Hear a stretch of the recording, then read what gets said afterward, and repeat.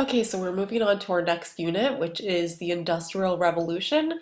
We're going to start by talking about how Britain industrializes first. And it's important for us to realize, with the context of our last unit, that at the same time that France is getting torn apart by revolution, this kind of lack of stability in continental Europe actually is paving the way for some serious industrial change, first in England and then spreading outward throughout the rest of continental Europe. So when France is really stagnating, Britain is moving forward.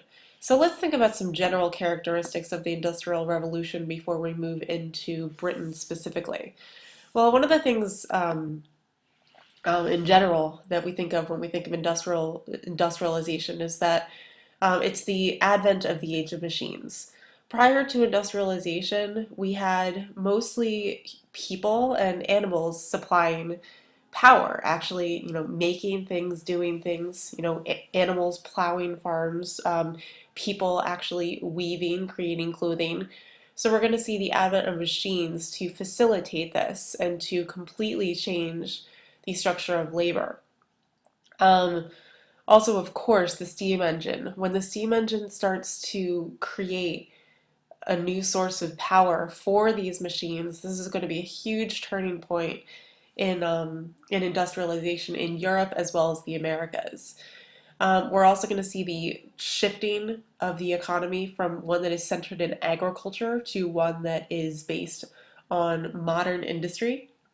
And we're going to see how this also changes traditional class boundaries.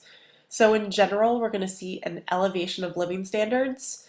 However, at first, we're going to see that some living standard changes were a little bit more subtle, partly because the population was growing so quickly that especially in urban areas, it seemed as though people were still living in relatively cramped, less than ideal conditions. But you will see, in general, an increase in purchasing power, and of course, the growing availability of luxury items, more food, is going to make people's quality of life improve, even if it doesn't seem like it at the very beginning. Okay, so the roots of the Industrial Revolution. Um, so going back to, it was chapter 19 for us, the Atlantic economy. First off, if we talk about the price revolution, we're talking about this period of rapid inflation, and this does start in the 18th century. So inflation most of the time is thought of as a bad thing, but at least in this case, when there was dramatic inflation, this actually meant that people who were producing things could get more money for their goods. So this actually is going to stimulate more production. So in some ways, the price revolution actually stimulated industrialization, stimulated the motivation for people to produce more things because they could stand to make more money for them. We're also going to see that in general, with the advent of capitalism, there's going to be more money available for people to invest in different ventures to make a profit. Okay, you're not going to suddenly establish a new business, build a new factory, what have you, if you don't actually have the capital to do so. And you're going to see that the middle class provides the leadership for this economic revolution. So it's the middle class that's able to invest in things like joint stock companies that make industrialization possible. Of course, you're going to see, because we had the cottage industry exist during the 18th century, this is going to sort of naturally pave the way into a factory age, right? You already had early innovations, things like the spinning jenny, the water frame, and so on, that started to facilitate the textile industry specifically. But you're going to see that with the growing demand for things like textiles, and I guess the lack of central organization of the cottage industry is going to prompt the demand for things to be produced in one large place rather than in multiple people's homes.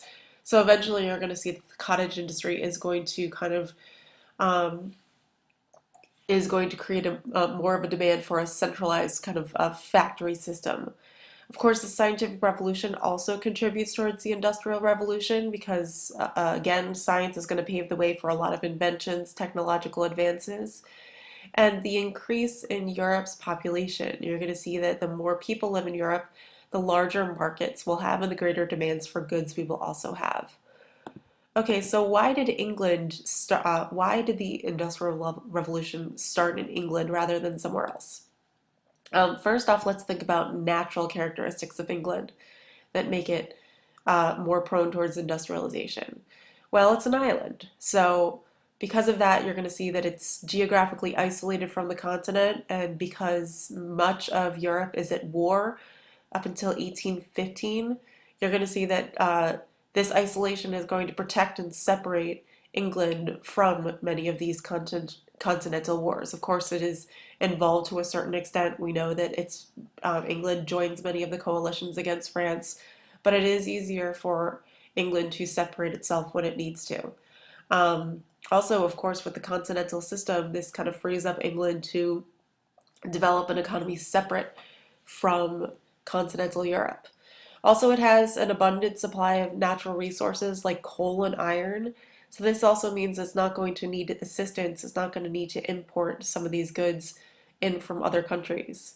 Of course, it has many different waterways um, that offer, first off, sources of power. Many of the um, early ways to power some of these technological innovations, like the water frame itself or mills, they were powered by water. So having many sources of running water was really important towards power generation, but also, of course, it provided many forms of transportation. You always had navigable water available for trade, communication. There was no part of England that was more than 20 miles from navigable water. And of course, at this period, it was cheaper to ship goods by water than by land. And England is also going to enhance its waterways by building canals that's going to actually make its already abundant sources of waterways that much greater. And of course, we know that England had a really dominant role in the Atlantic economy of the 18th century. So that's some of the reasons why England is first, but there's more human advantages in addition to the natural advantages we just discussed. England was one of the first countries to undergo the agricultural revolution. So because of that, you're going to have a supply of cheap and abundant labor, right? No longer do you need so many people busy farming in order to produce enough food to feed people. Now you have more people that are freed up to work in factories um, and move to the cities, right? So you have this new population that's much more available to move about, to search for maybe land, other forms of employment. You're also going to have more capital available. England was one of the first countries to establish a national bank. So the Bank of England provides secure currency and also forms of credit. Again, like I was saying earlier, you need to have capital in order to invest in industry. You're not going to suddenly build a factory if you don't have the capital to put forward. So having the Bank of England is going to facilitate that. Also, England has more money in general because it was able to avoid many of the most costly continental wars. It also has access to many colonies. So the colonies in the Americas, for example, gave Britain access to raw materials that help it develop industries like textiles, right? The Americas have a pretty abundant supply of cotton, for example. Um, you're going to see also that there's a growing market for English goods in the colonies. So not only do they get raw materials from these places, but they're also able to trade with them pretty abundantly. And they also are able to produce things relatively cheaply because they have uh, free labor because of the slave trade. All right, they have a pretty stable government. Remember that the English Civil War was a good 100 years before the French Revolution. So already they have a limited monarchy, which is not going to interfere very seriously in their economy. So their economy is relatively laissez-faire in nature. So this means that the government is not going to try to stifle the growth of the middle class like France and Russia did um, during the age of absolutism in particular. Their government in England is relatively stable. Again, you're going to see England is not devastated from wars. Um, the House of Commons in particular has a relatively cooperative relationship with the middle class. And again, in contrast, you're going to see that the French middle class is kind of the leader of the revolutionary movements. Um, and finally, you're going to see that there are no internal tariffs or taxes in England, which again is going to enable it to develop a pretty secure internal economy. It's going to be able to become very self-sufficient and also produce many manufactured goods and also have the ability to trade raw materials without the burden of taxes. So, how did the first factories come about in England specifically? Well, we already talked about how under the cottage industry, you already had a high demand for textiles, but this demand is going to keep getting larger. All right, the cottage industry really isn't able to keep up with the high demand of textiles. You're going to see that there's a constant shortage of thread, and the population is going to continue to grow. So this is going to again make more and more people want to have access to the clothing that is being produced by the cottage industry.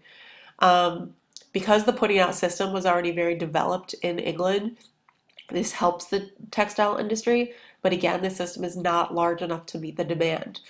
So, first off, we already talked about in chapter 19 some of the inventions that facilitated proto-industrialization in England. All right, and this does help cotton production increase as much as 10% in England. So, like the spinning jenny, for example, helps expedite the production of thread. So, at this point, because of the spinning jenny, you were able to spin thread much faster. So now it was the weavers that couldn't keep up. The water frame also is going to um, actually produce thread with a new source of power with water. But the water frame is very large, and so you can't accommodate it within the cottage industry. You can't actually put a water frame within someone's house. So once the water frame is used more frequently, um, you need a much larger place to put it in. So because the water frame was much more commonly used in mills or factories, this prompts the need for larger spaces to produce things. And then by the 1780s, you're going to see the earliest steam engines also be used to power looms. All right, so once you start to use steam engines, again, you're not going to have room, just like the water frame. You cannot have a steam engine in an average person's home. So you're going to see that the cottage industry is going to make way for the factory industry instead. So, what are some of the early results of factories in England? All right, all going to be positive for England's economy. Um, so by 1790, for example, these new machines like the spinning jenny and the flying shuttle are going to allow as much as 10 times as much yarn to be produced in just a 20-year period. So by 1790, 10 times more yarn was produced in England than in 1770. By 1850, England is going to produce more than half of the world's cotton cloth. And cotton also is going to be making up almost half of England's exports. You're also going to see that these early innovations are going to help lower the cost of cotton. So now common people are going to be able to afford to wear undergarments. I mean, basically, cotton underwear was not available to the poor prior to prior to these inventions. You're also going to see the centralization of spinning. Now it's not going to be taking place in the cottage industry anymore. It's going to be taking place in factories. And you're also going to see the increase in the salaries of people who are involved in the weaving business because they have so much of a demand for textiles. They actually cannot keep up with the amount of thread that's available because textiles are always in demand. Weavers are going to get paid greater. So you're going to see that weavers are going to be one of the first social or economic groups that are going to benefit from the Industrial Revolution in Britain.